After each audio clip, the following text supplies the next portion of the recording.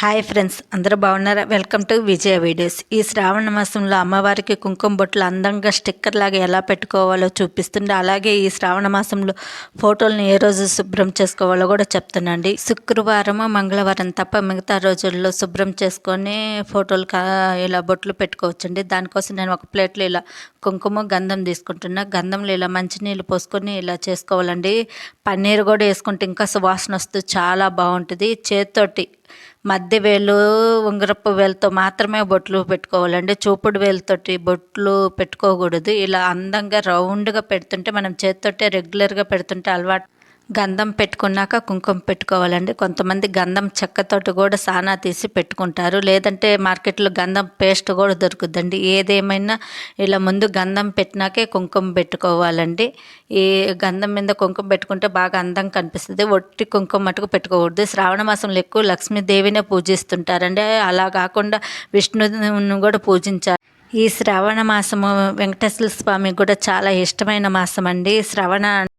శ్రవణ నక్షత్రంలోనే వెంకటేశ్వర స్వామి పుట్టిన నక్షత్రం అండి. అందుకే ఈ శ్రావణ మాసంలో వెంకటేశ్వర స్వామిని ఎక్కువగా పూజించాలి. స్టిక్కర్ లాగా బొట్టు ఎలా పెట్టుకోవాలన్నది ఇలా చెప్పాను కదండి. దానికోసం ఇలా ఒక ఇయర్ బడ్స్ తీసుకొని గంధంలో ముంచి ఇలా పెట్టుకుంటే కొత్త వాళ్ళకి బాగా వస్తుందండి స్టిక్కర్ లాగే.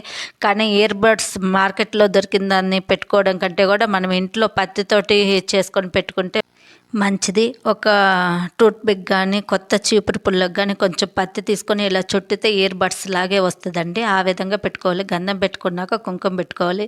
వెంకటేశ్వర స్వామికి తిరునామాలాగా బొట్టు పెట్టాలండి. లక్ష్మీదేవికి ఇలా రౌండ్గా పెట్టాలి. ఈ విధంగా పెట్టుకుంటే మనం స్టిక్కర్ పెట్టినట్టే అందంగా ఉంటుందండి.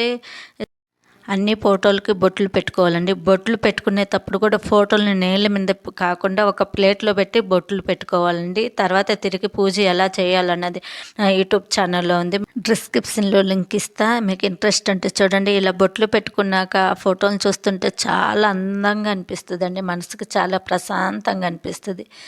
ఈ విధంగా మీరు కూడా బొట్లు పెట్టుకోండి. ఈ వీడియో మీకు ఎలా అనిపించింది? ఈ 2 ఫోటోల్లో ఏది బాగుందో కూడా నాకు కామెంట్స్ పెట్టండి. మీకు నచ్చితే లైక్ చేయండి, షేర్ చేయండి, సబ్స్క్రైబర్ చేసుకోండి. Thank you watching for this video.